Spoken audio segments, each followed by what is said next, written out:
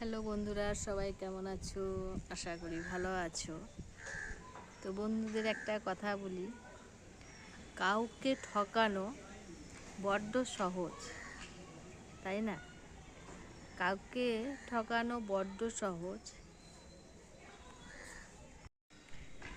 কিন্তু ঠকানোর পর যখন পাবেন হজম করতে পারবেন না, তাই তো? কারণ সেটা হজম করা বিশাল কঠিন হয়ে যাবে, তাই না বন্ধুরা? সবাই ভালো থাকবেন, সুস্থ থাকবেন, এইভাবে এগিয়ে যাবেন। কেউকে না ঠকিয়ে ভালোবাসা দিয়ে হাতে হাত রেখে সবাই এগোবেন। ভালো থাকবেন, বাই। আমি হারিয়ে গেলেও ক্ষতি নেই, কারণ আমাকে খোঁজার মতো কেউ নেই।